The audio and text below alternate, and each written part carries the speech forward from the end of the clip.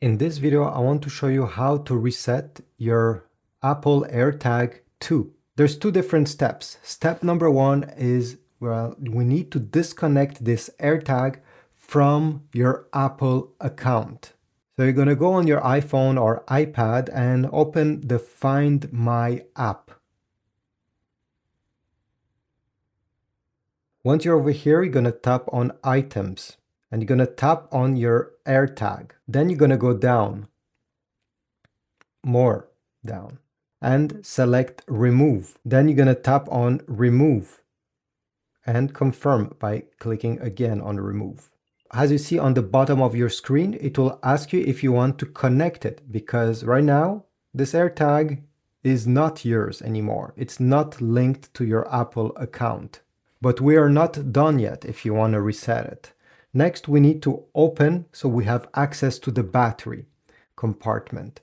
You're going to put your fingers on each side of the Apple logo, press down and turn counterclockwise.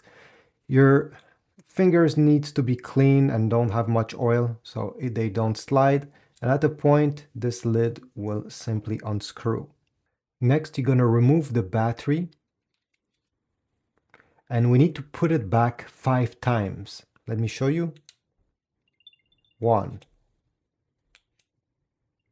2, 3,